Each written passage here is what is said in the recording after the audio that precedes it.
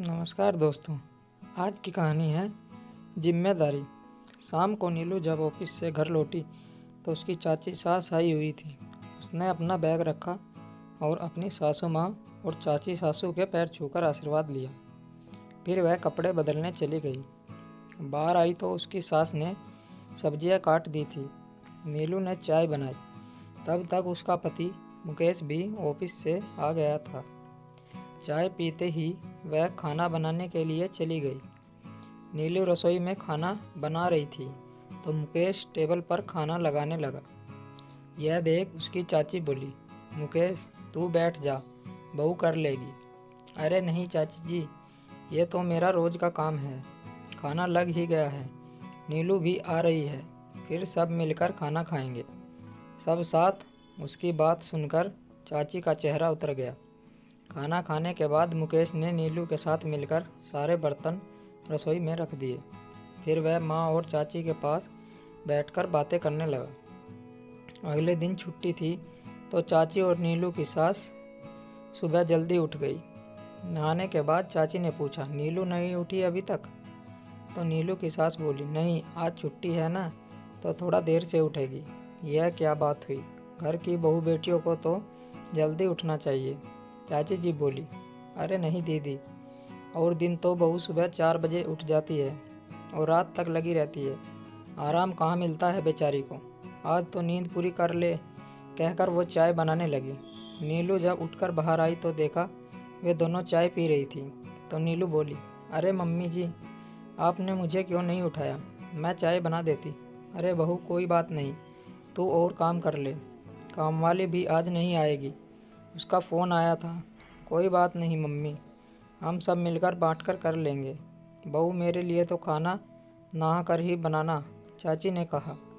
हाँ चाची जी, मैं सफाई करके नहा धोकर ही आपके लिए खाना बनाऊंगी। तब तक मुकेश भी उठ गया था। नीलू ने जब उसे कामवाली का बताया तो वो बोला, कोई नहीं, तुम ऐसा करो, झाड़ू लगा लो, मैं पोछा लगा देता हूँ, काम जल्दी हो जाएगा। नहीं तो तुम अकेली कब तक लगी रहोगी, नाश्ते में देर हो जाएगी। अरे मुकेश, तू झाड़ू लगाएगा? यह तो औरतों के काम है, चाची जी हंसते हुए बोली। चाची जी, इसमें आदमी औरत कहाँ से आ गया? काम तो काम होता है, चाहे कैसा भी हो। जब नीलू घर की सारी जिम्मेदारी उठाती है तो छोटा मोटा काम करने में मैं कोई बुराई नहीं समझता। छोटी तो उसके लिए भी है ना। आजकल की बात तो मुझे समझ में ही नहीं आती। अपनी बहुओं से नौकरी करवाते हैं और खुद घर का काम करते हैं, कहकर चाची जी मुंह फुलाकर अंदर चली गई। नाश्ते के बाद नीलू कपड़े धोने लगी तो मुकेश कपड़े सुखाने लगा। दोपहर तक सब काम हो गया। खाने के बाद दोनों अपने कमरे में आराम करने गई तो चाची जी बोली, दीदी, यह क्या तुमने अपने घर में अंधेरगिर्दी मचा रखी है? क्या हुआ जीजी? अब क्या हुआ?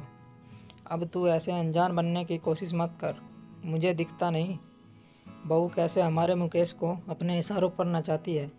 बहू बहुत सीधी है, घर की सारी जिम्मेदारी अपने ऊपर उठा रखी है, नीलू की सास ने कहा। मुकेश महीने में 15 दिन बाहर ही रहता है तो यही सब कुछ संभालती है, मुझे तो काम को हाथ तक नहीं लगाने देती। वह तो मैं अपनी मर्जी से थोड़ा बहुत काम कर लेती हूँ, तो इसमें कौन सी नई बात है बिमलेश? हम लोग भी तो घर और खेत का सारा काम संभालते थे, चूल्हे पर रोटी बनाते थे, और अब तो सुविधा हो गई। पहले तो सारा काम हाथों से ही करना पड़ता था, कोल्हू के बैल की तरह सारा दिन लगे रहते थे। हमने तो कभी भी अपने पतियों से काम नहीं करवाए। एक बात तो बताओ दीदी, उस समय आपको नहीं लगता था क्या कोई काम में थोड़ा मदद कर दे?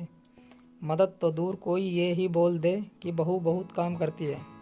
गर्मियों में घूंघट में रोटी बनाकर खुश होती थी क्या आप? हर समय सास ससुर की टोका टाकी आपसे अच्छी लगती थी क्या? पति पत्नी चाह कर भी अपने मन की बात नहीं कर पाते थे। हम तो खुश होना चाहिए दीदी कि आजकल के बच्चे एक दूसरे के दर्द को समझते हैं, एक दूसरे के साथ मिलकर जिम्मेदारी निभाते हैं। मुझे तो इसमें कुछ गलत नहीं लगता दीदी। जो दुख हमने उठाए, जरूरी नहीं हमारी बहू भी वही सब दुख उठाए। समय के साथ बदलना भी जरूरी है। कह तो तू सही रही है बिमलेश, उस समय मुझे भी लगता था कि मेरे पति मेरी कुछ मदद करें, चूल्हे पर रोटी बनाते समय बहुत दिक्कत होती थी। कितनी बार हाथ जले मेरे, पर सास से बड़ाई नहीं मिली। तेरी बातों ने मेरी आंखों पर बंधी पट्टी खोल दी। मैं खुद आज वही भूल करने जा रही थी। घर चलाने के लिए पति पत्नी दोनों को जिम्मेदारी बराबर उठानी पड़ती है, तभी घर चलता है। कहते हुए चाची की आंखों में आंसू आ गए। दोस्तों, अगर इस कहानी से आपको कुछ भी सीखने को मिला हो तो वीडियो को लाइक और चैनल को सब्सक्राइब ज़रूर करें। धन्यवाद। मिलते हैं आपसे एक और नई कहानी के साथ।